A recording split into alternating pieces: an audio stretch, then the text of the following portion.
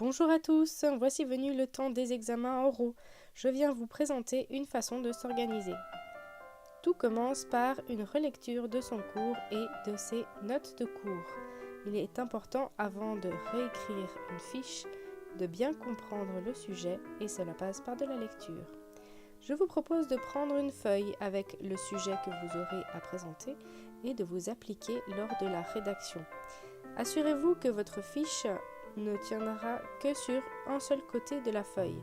Ainsi, vous pourrez réviser en un coup d'œil avec la mémoire photographique juste avant l'oral. Je commence ici avec un code couleur. Ici, l'hypothèse est f est dérivable en a. Qu'est-ce que cela veut dire? Cela veut dire que la limite quand x tend vers a de f de x moins f de a sur x de a, x moins a existe.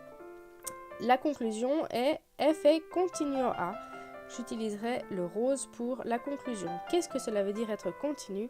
Cela veut dire que la limite quand x tend vers a de f de x égale à f de a, ou en français, que la limite est égale à l'image. Ce sujet a deux parties, une démonstration puis une réciproque à discuter et illustrer. Commençons d'abord par la première partie, la démonstration de l'énoncé. Nous partirons par une astuce algébrique. On va réécrire l'hypothèse de deux manières. Deux manières, mais attention, une simplifiée et une qui nous permettra de retrouver la conclusion. Partons de la fraction contenue dans notre hypothèse. Juste f de x moins f de a sur x moins a sans la limite. Elle est égale à quoi? Eh bien, elle est égale forcément à elle-même. Qu'est-ce qu'on peut faire à partir de là? On voit que ce qu'on cherche, c'est la limite quand x tend vers a de f de x égale à f de a. On va donc réécrire la partie limite sans tout le reste. Donc on veut se débarrasser du x moins a et du moins f de a. On va commencer par se débarrasser du x moins a. On multiplie donc par x moins a. Attention à bien mettre des parenthèses. D'un côté, nous simplifierons et de l'autre, nous ne simplifierons pas l'écriture. On a donc f de x moins f de a et de l'autre, on a f de x moins f de a sur x moins a fois, entre parenthèses, x moins a. On veut encore se débarrasser du moins f de a. Pour cela, nous aurons donc à additionner f de a. Les parenthèses au dénominateur ici n'étaient pas utiles, mais de l'autre côté, la multiplication, c'était important. On a donc maintenant f de x égale à f de x moins f de a sur x moins a fois x moins a plus f de a. On a maintenant tout ce qu'il faut avec le vert. Maintenant, on aimerait se rapprocher de la conclusion qui était donc en rose. Ici, nous avons le f de x, il nous manque la limite. C'est pour cela que nous allons passer toute l'égalité à la limite. Attention, sur le côté gauche, nous n'avons pas besoin de rajouter de parenthèses, mais sur le côté droit, il faudra pour associer toute l'expression à la limite. On a donc la première partie de la conclusion qui apparaît, la limite quand x tend vers a de f de x. Il nous faudra donc montrer que la deuxième partie, la longue partie, est égale à l'image de a, donc la deuxième partie de l'égalité qui est dans la conclusion. On n'oublie pas bien sûr des parenthèses pour signifier que toute l'égalité est bien sous la limite. Qu'est-ce qu'on veut faire maintenant? On a une égalité, on a une limite avec plein d'opérations. Une somme et un produit, une addition et la multiplication. On voudra retrouver donc l'égalité de la conclusion, partir d'un côté et après quelques étapes arriver de l'autre côté de la conclusion. On va appliquer quelques propriétés des limites. Savez-vous les appliquer? Savez-vous les énoncer? On a donc la limite d'une grande expression et on aimerait la simplifier en plusieurs limites. La limite d'une somme est la somme des limites, la limite du produit est le produit des limites, à chaque fois selon la condition que chacune des limites existe séparément. Nous aurons donc 3 limites à la place d'une seule et il faudra justifier chacune de ces 3 limites. La toute première, la reconnaissez-vous? Il s'agit de la limite que nous avions dans l'hypothèse. La deuxième, il s'agit de la limite d'une droite et enfin nous avons la limite d'une constante. Préparez vos propriétés. La première limite, c'est donc par hypothèse qu'elle existe. on sait que f est dérivable en a par hypothèse. Je vais donc reprendre la couleur de mon hypothèse pour signifier que j'ai ici f' de a qui existe. J'utilise toujours la même couleur, mais ici je vais entourer ce que je cherche avec un nuage. Comme ça, on voit bien l'association, donc f' de a. La deuxième limite, qu'est-ce que c'est? Il s'agit d'une droite. La limite d'une droite, est-ce que c'est une fonction continue? Oui, bien sûr. Et la limite d'une fonction continue, c'est son image, donc on peut remplacer x par a. Et la dernière limite, la limite d'une constante, c'est la constante elle-même, donc f de a. A moins a, ça donne 0. On a donc quelque chose qui existe fois 0. Cela donnera 0. Plus, il nous reste encore donc f de a, l'image. Qu'est-ce qu'on voulait? On voulait la limite quand x tend vers a de f de x, qui est égale à f de a. Nous avons donc la conclusion. On est parti de la gauche de l'égalité et nous sommes arrivés à droite. Ici, le code couleur qui passe de l'expression entourée à l'expression doublement soulignée. Ici, dans un rose saumon pour rester côté de la couleur de la conclusion. Deuxième partie maintenant. Il faudra parler de la réciproque. Qu'est-ce que ça veut dire parler de la réciproque?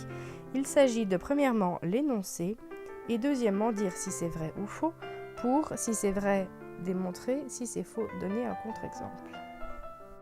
Comment est-ce qu'on trouve l'énoncé de la réciproque? Eh bien avec le code couleur, tout va être visible.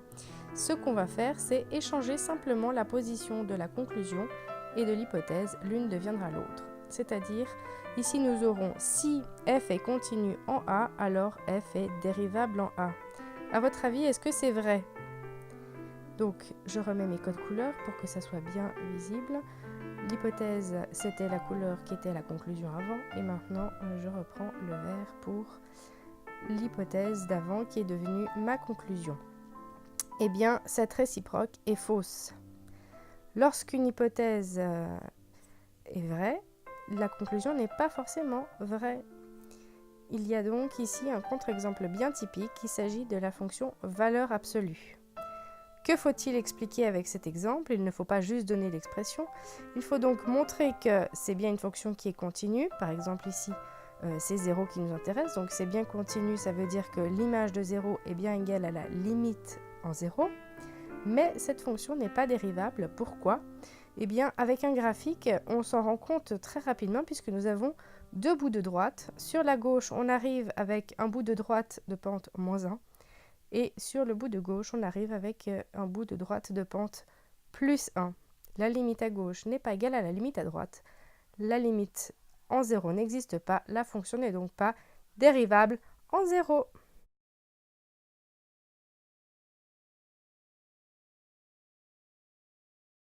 Voici donc la fiche en un coup d'œil. Est-ce qu'elle ne vous donne pas envie de travailler, de réviser?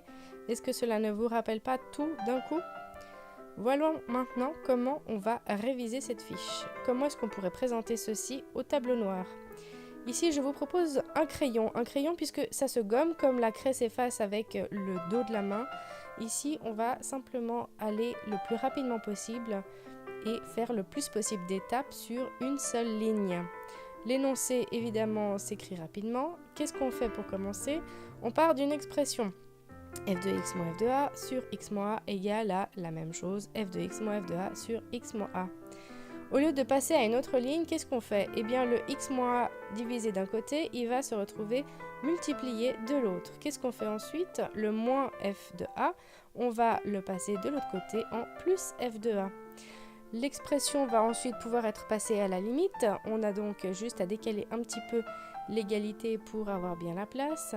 Et on a des parenthèses à mettre. Maintenant, on va repartir cette limite en 3 limites grâce aux propriétés des limites. Attention à l'espace, il faut bien anticiper. Et ensuite, il nous reste à justifier donc ces 3 existences de limites. Les parenthèses ici ne sont plus nécessaires.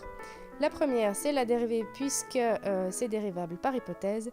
La deuxième donne 0 lorsqu'on remplace x par 0. Et enfin, on a notre constante. On a donc que notre conclusion est retrouvée. La limite, c'est bien l'image. La réciproque maintenant. Pas forcément besoin de la réécrire, on inverse simplement ce qui suit le si et le alors.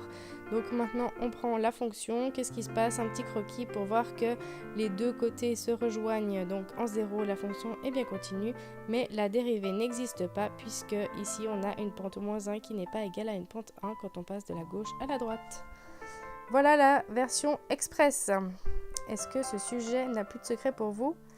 Révisez bien vos fiches, écrivez bien vos feuilles, histoire de bien savoir où vous allez, d'où vous partez, où vous arrivez, et prévoyez une version qui pourrait être votre version au tableau ou au rétro. Si vous aimez ce sujet, n'hésitez pas à le dire en commentaire. Si vous aimeriez un théorème, n'hésitez pas aussi à me le signaler. Bonne révision et bons examens à tous! N'hésitez pas à suivre le compte Instagram PinkMath si vous voulez plus d'astuces. Il y a des formules, mais aussi des petits gags qui donneront le sourire et penser à des trucs mémotechniques. Pour ma part, je prépare déjà l'année prochaine. Bel été à tous!